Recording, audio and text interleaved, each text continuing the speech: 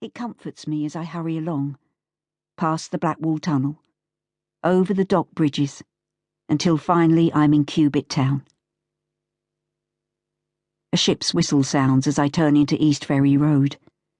The wind is sharp, demented. It tugs at my hair and flings grit into my eyes, so I have to squint and hold my hat down hard on my head. An old greengrocer is standing in front of his shop, arms crossed, with his apron flapping in the squall. I walk up to him, smiling. "Yes, miss," he says, smiling back and jangling the coins inside his apron pocket. "I was just calling about a job." "What job?" He's frowning now and the coins fall silent. "Just any job." "Sorry, dear," he says, turning to rearrange a display of small apples. A terrier pads out from the shop and the greengrocer shoos him back inside. "Thank you anyway, sir." I carry on walking, head held high. I try the newsagent 2 doors down, then the chandler's and even the sweet shop on the corner. No luck. At the crossroads, I turn right into Glengall Road. I've not been this far down the Isle of Dogs in ages. Not since Dora dragged me to a bazaar at the Liberal and Radical Association because a boy she liked was running the dipping tub. That was a warm spring day, but this morning everything is darker. 2 men in oil-specked waistcoats lean against a wall outside the George pub. Beyond them rise the blackened arches of the railway viaduct. "Morning," one of them says, while the other whistles a long, low note. Lecherous beggars they are. Got to be careful with men like that. Keep your eyes straight ahead. There's a cafe opposite the pub, double-fronted, and the windows busy with advertisements and chalkboards so that it's hard to see inside. Sticking out of the roof guttering is a crooked tin teapot. Flowers are growing from the spout, those pink jobs you see all over the show. Vandal root, we call it. Posh name, valerian. Supposed to be good for the nerves.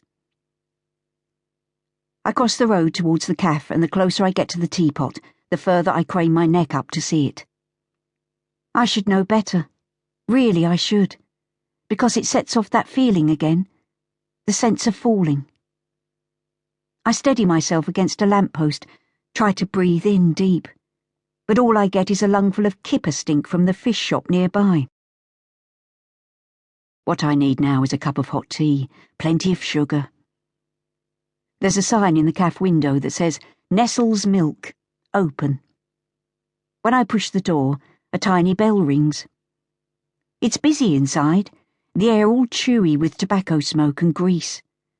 Squat dockers with thick wrists and sloping shoulders stare at me over half-raised spoons. I make for the woman at the counter. "Morning," she says. She's older than me, 40-ish and fat, wearing a plain apron over a high-neck blouse. Her hair is folded into a white net, and when she smiles, her wide-spaced teeth and little pink-rimmed eyes put me in mind of the Lipton's pig. "Cup of tea, please." Soon as I've said it, I wonder where I'll sit. Might be easiest to stand at the counter, keep my back to the men. Next to a jar of pickles on the counter is a plate piled with currant buns. A small square of cardboard rests against the plate. Buns, a halfpenny, written in pencil.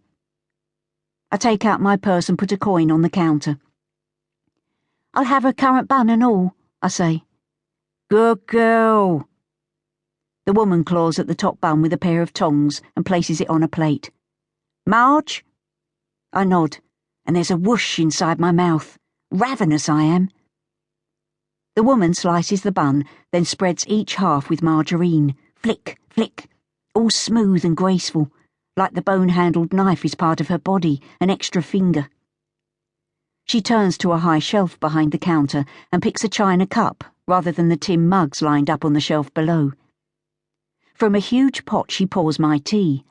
The steam curls from the spout in a lazy mist, and suddenly my legs feel weak. I have the curious feeling of wanting to lie down right there on the floor and sleep for a long time.